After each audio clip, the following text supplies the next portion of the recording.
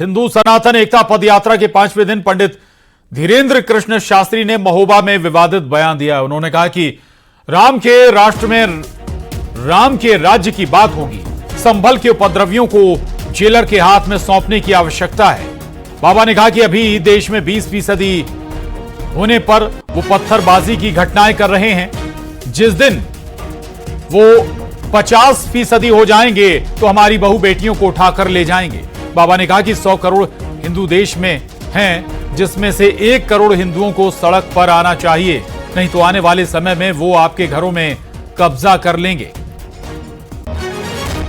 अभी तो हमारी एकता पर फोकस है, यही तो हम हिंदुओं को बताना चाहते हैं कि 20% में वो पत्थरबाजी कर रहे हैं, 50 हो जाएंगे तुम्हारे घरों की बेटियों को उठा ले जाएंगे। अभी तो हमारी एकता पर फोकस है, यही तो हम हिंदुओं को बताना चाहते हैं कि 20% में वो पत्थरबाजी कर रहे हैं, 50 हो जाएंगे तुम्हारे घरों की बेटियों को उठा ले जाएंगे।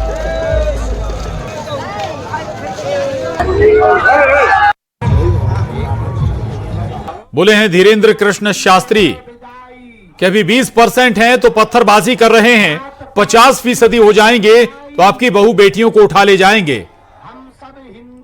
और न्यूज़ 18 संवाददाता वासु चौरे हमारे साथ जुड़ रहे हैं।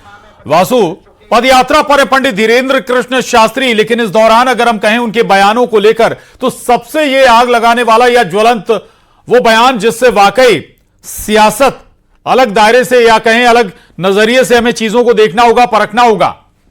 वासु, बिल्कुल, देखिए जब से प्रशांत ये बाबा बागेश्वर धाम के जो पीठेश्वर है धीरेन्द्र कृष्ण शास्त्री, उनकी यात्रा शुरू हुई है।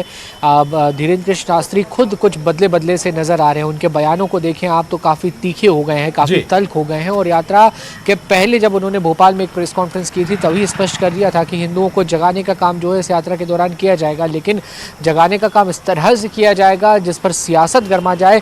ये बड़ी बात जो है इस पूरी यात्रा के दौरान निकल कर सामने आई है। और आज उन्होंने एक बार फिर से बड़ा बयान दिया है। उन्होंने कहा है कि धर्म विशेष के लोगों की अगर आबादी बढ़ गई तो आपके घरों में घुस जाएंगे और बहन बेटियों को उठाकर ले जाएंगे। अभी जो आबादी है, अभी जो उनकी स्ट्रेंथ है, तो वो पत्थरबाजी कर रहे हैं। तो अगर पत्थरबाजी हो रही है और स्थिति की स्थितियां परिस्थितियां बन रही हैं तो जाहिर तौर पर अब जो पंडित धीरेन्द्र कृष्ण शास्त्री की चिंता है उसे लेकर देश की और प्रदेश की कानून व्यवस्था को भी चिंता करने की कहीं ना कहीं जो आवश्यकता है वो ज़रूर नज़र आती है। और लोग लगातार इस पूरी पदयात्रा से ज़रूर जुड़ रहे हैं। लिहाजा बीजेपी के कई नेता हों या कांग्रेस के कुछ नेता भी इस यात्रा में उनके साथ कदम ताल करते हुए नजर आए हैं। और दोनों ही दल इस यात्रा को लेकर बहुत कुछ कहने से जरूर बच रहे हैं, लेकिन ये जरूर स्पष्ट रूप से कहा जा रहा है कि कानून व्यवस्था को किसी भी रूप में भंग नहीं होने दिया जाएगा। बीजेपी का ये दावा है। और कांग्रेस के जो है इस पूरी यात्रा को लेकर अपने तथ्य हैं। फूल सिंह बरैया का जो बयान था वो हम सबने सुना, जिसमें उन्होंने गुंडागर्दी जैसे शब्द का उपयोग किया। हालांकि बाकी जो कांग्रेस के नेता हैं वो उस पर बहुत कुछ बोलने से